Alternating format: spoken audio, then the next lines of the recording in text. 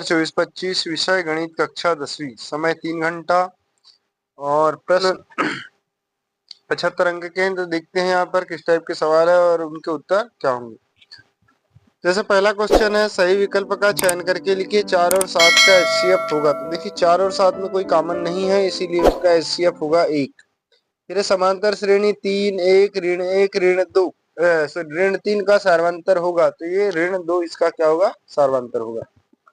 a1 बटे a2 बराबर नहीं है b1 बटे b2, तो रैखिक समीकरण युग्म का हल होगा। तो जब a1 बटे a2 बराबर नहीं होता b1 बटे b2, तब जो है एक अद्वितीय हल होता है। इसी प्रकार अल्फा प्लस बीटा का मान होता है ऋण b upon a, option number 7। फिर द्विघात समीकरण 2x² ऋण 8x धन 6 में d का मान होगा। तो देखिए d जो है विविक्तकर होता है, विविक्तकर d बराबर होगा b² माइनस 4ac। ठीक है, b² माइनस 4ac ये सूत्र लगा देंगे। तो यहाँ पर इनमें मान रख दीजिए आप, तो क्या हो जाएगा, b का मान आ जाएगा यहाँ पर 8, ऋण 8 तो ऋण 8 का वर्ग 64, ऋण 4 गुणित 2 गुणित 6। ठीक है, 24 दूनी 48, 64 में से 48 गया तो 16, तो ऑप्शन नंबर ब राइट हो जाएगा।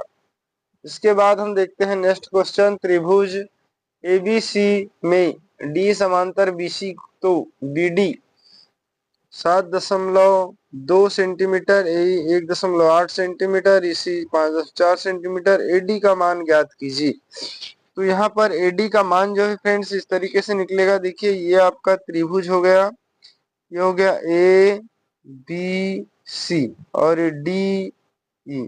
ठीक है, तो देखिए डी समांतर बीसी है। अब बीडी का मान दिया 7.2, ये वाला मान दिया 7.2। ठीक, तो यहाँ हो जाएगा 7.2 और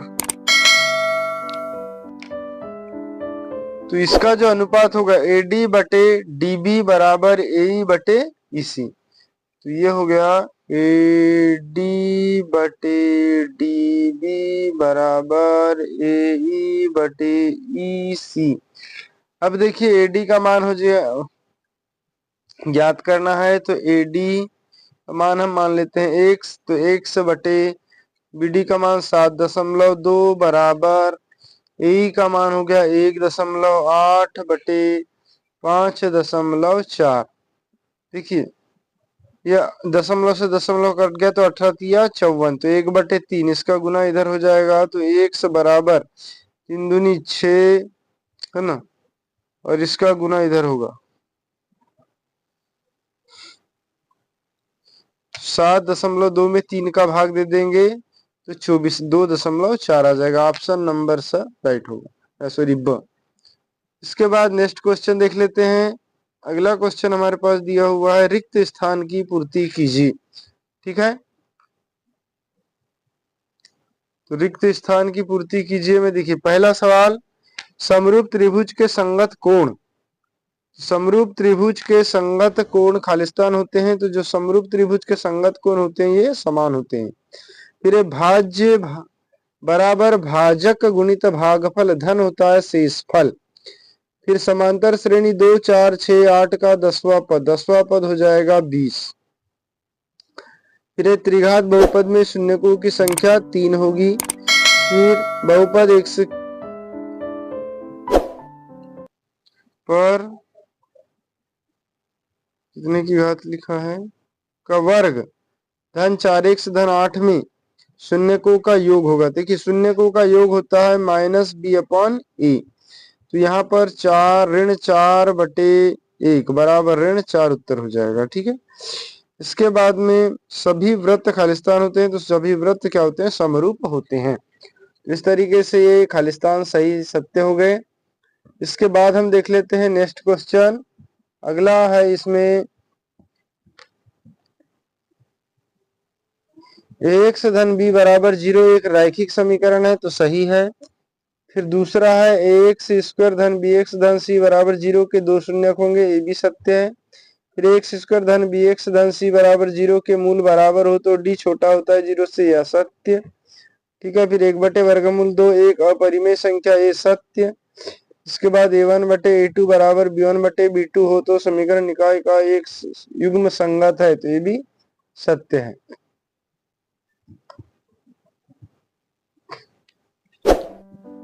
तो इस तरीके से पहला दूसरा सत्य है, तीसरा असत्य, चौथा सत्य, पांचवा सत्य और छठवा x धन 1 का वर्ग बराबर 2, x ऋण 3 एक द्विघात समीकरण है। इसको हल करने पर ये सत्य है। ठीक है फ्रेंड, तो इस प्रकार से आपके 3 क्वेश्चन कंप्लीट होते हैं। चौथा देखते हैं, सही जोड़ी बनाइए। अब सही जोड़ी बनाइए में देखिए पहला है x धन b, एक रैखिक बहुपद हो जाएगा। ठीक है, उसके बाद वियुक्तिकर का मान ये हो जाएगा b स्क्वायर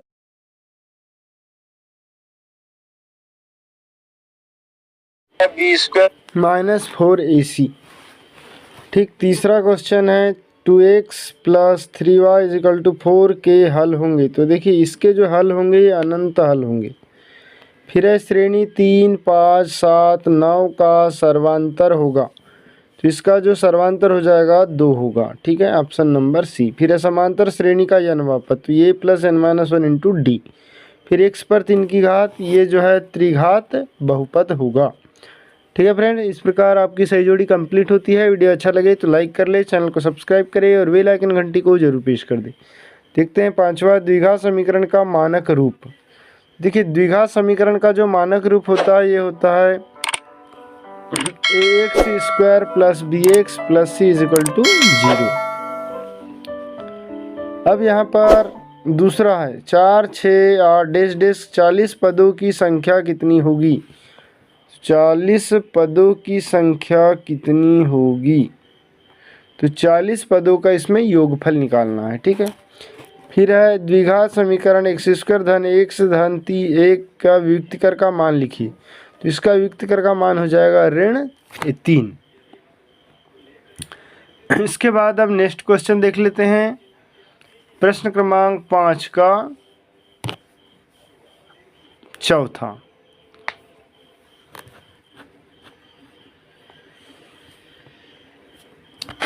वीडियो अच्छा लगे हो तो प्लीज़ लाइक कर दे, चैनल को सब्सक्राइब करें और बेल आइकन घंटी को जरूर प्रेस करें और अपने दोस्तों को जरूर शेयर कर दे। देखिए चौथा क्वेश्चन है, समरूप आकृतियों के 2 उदाहरण लिखिए। तो 2 उदाहरण लिख सकते हैं यहाँ पर, एक है वृत्त और दूसरा वर्ग।